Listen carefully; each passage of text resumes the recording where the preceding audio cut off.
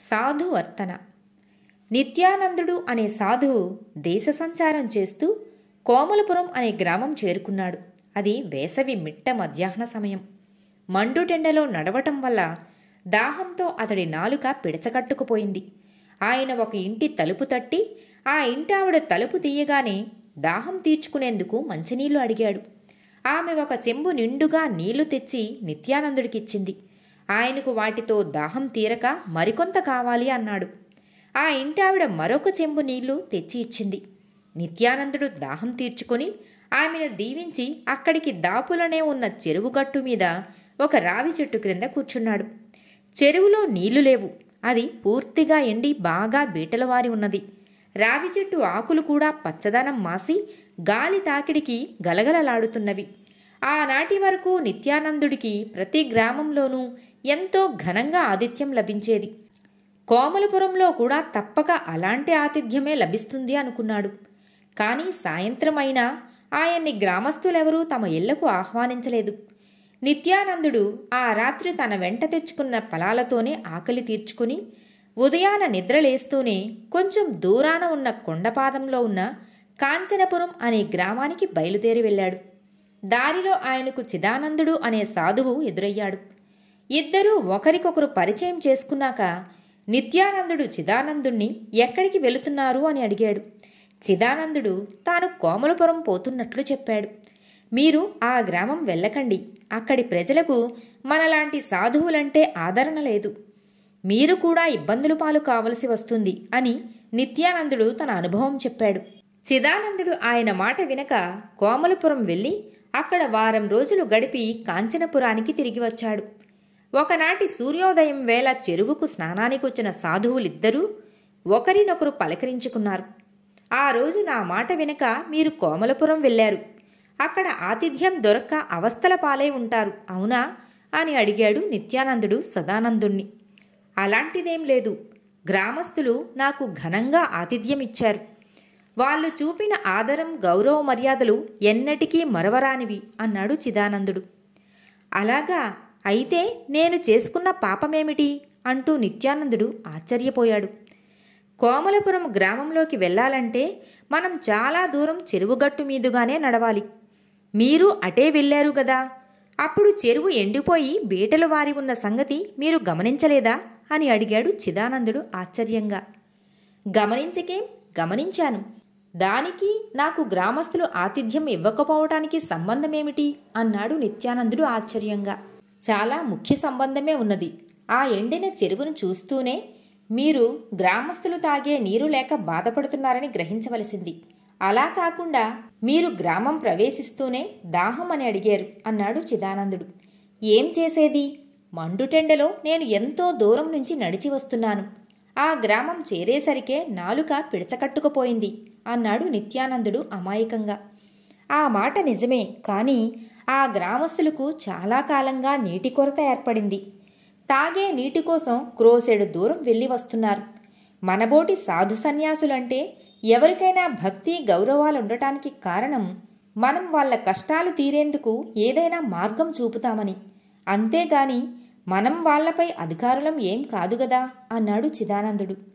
నిజమేననుకోండి, మీరా గ్రామస్తుల నుంచి ఎలా ఆతిథ్యం పొందగలిగారు అని అడిగాడు నిత్యానందుడు కుతూహలంగా.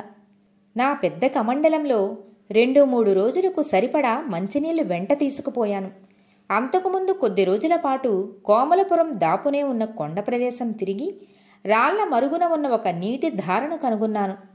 ఆ సంగతి గ్రామస్తులకు చెప్పాను. వాళ్ళిప్పుడు ఆ నీటి ధార నుంచి చిన్న కాలువను తవ్వుకొని ఎండిపోయిన తమ చెరువును నీళ్లతో నింపుకుంటున్నారు అన్నాడు చిదానందుడు ఉత్సాహంగా. నిత్యానందుడు తల వంచి చిదానందుడికి నమస్కరించి, ఎంతో కాలంగా దేశాటన చేస్తున్న నాకు మీ పరిచయ కారణంగా సాధువర్తన అంటే ఎలా ఉండాలో ఈనాడు తెలిసింది అన్నాడు. కథ సమాప్తం. మిత్రులారా, మరో కథతో రాజ్యక్షేమం. కాశీరాజ్యాన్ని పాలించిన సూర్యవర్మకు లేక ఒక ఆడపిల్ల కలిగింది. ఆమెకు రూపవతి అని పేరు పెట్టుకుని ఎంతో గారాబంగా పెంచి పెద్ద చేశాడు. ఆమెకు యుక్త వయస్సు వచ్చినాక రాజు ఆమె పెళ్లి గురించి ఆలోచించాడు. రాజు బంధువర్గంలో రూపవతిని పెళ్లాడతగిన యువకులు 3 ఉన్నారు. వారి పేర్లు అజయుడు, విజయుడు, సుధీరుడును. ఆ ముగ్గురు రూపవతిని పెళ్లాడాలన్న కోరికను రాజుకు తెలిపారు. సూర్యవర్మ ముగ్గురిని పిలిపించి, మీరు ముగ్గురు 1 ఏడాది పాటు దేశాటన చేసి రాజ్యక్షేమం కోసం ఉపయోగపడే విద్యను నేర్చుకురండి. మీలో ఎవరి విద్య గొప్పదని నాకు తోస్తే వారికి రూపవతినిచ్చి పెళ్లి చేస్తాను అన్నాడు. ముగ్గురు ఎవరి దారిన వారు దేశ సంచారం కోసం బయలుదేరి ఏడాది పూర్తి కాగానే తిరిగి వచ్చారు. రాజు ఒక్కొక్కరిని విడివిడిగా పిలిపించి, నువ్వు ఏ విద్య నేర్చుకుని వచ్చావు అని అడిగాడు. అజయుడు రాజుతో, నేనొక అద్భుతమైన మంత్రం నేర్చుకున్నాను. ఆ మంత్రం జపిస్తే పెద్ద భూకంపం సంభవిస్తుంది. శత్రువులు మన మీదికి దండెత్తి వచ్చినప్పుడు అది మనకు బాగా ఉపయోగపడుతుంది అన్నాడు. మరి మన అవసరం తీరినాక భూకంపాన్ని ఆపటానికి మంత్రాన్ని ఎలా ఉపసంహరించాలి అని రాజు అడిగాడు. దానికి అజయుడు తెల్లముఖం వేసి తనకు తెలియదు అని చెప్పాడు. విజయుడు కూడా తాను ఒక అపూర్వ మంత్రాన్ని నేర్చుకుని వచ్చాను అని చెప్పాడు. దాన్ని గాని చదివితే అంతులేని వానలు కురిసి నదులు పొంగి జలప్రళయం వస్తుందట. మరి దాన్ని ఉపసంహరించాలంటే ఏం చేయాలి అని రాజు అడిగాడు. విజయుడు తనకు తెలియదు అని చెప్పాడు. సుధీరుడు ఏ అపూర్వ విద్య నేర్చుకోలేదు, కానీ ఒక విషయం మాత్రం తెలుసుకున్నాను అని చెప్పాడు. అదేమిటంటే, సూర్యవర్మ పరిపాలనలో ఎన్నో లోపాలున్నాయి. దేశం బాగుపడటానికి తాను కొన్ని సలహాలు ఇస్తాను అని చెప్పాడు సుధీరుడు. సూర్యవర్మ ఈ మాటకు మండిపడి సుధీరుణ్ణి కారాగారంలో పెట్టించాడు. తరువాత ఆయన అజయుణ్ణి, విజయుణ్ణి పిలిచి, మీరు సంపాదించిన విద్యలు అద్భుతమైనవి. మీ ఇద్దరిలో ఒకరిని రూపవతి ఎంచుకుంటుంది అని తనతో పాటు మద్యం తాగమని ఆహ్వానించాడు. తమ ముందు ఉంచిన మద్యాన్ని తాగుతూనే అజయుడు, విజయుడు ఇద్దరూ చచ్చి పడిపోయారు. ఆ మద్యంలో విషం ఉన్నది. ఇదంతా చూస్తున్న మంత్రి, మహారాజా, ఏమిటి దారుణం అన్నాడు.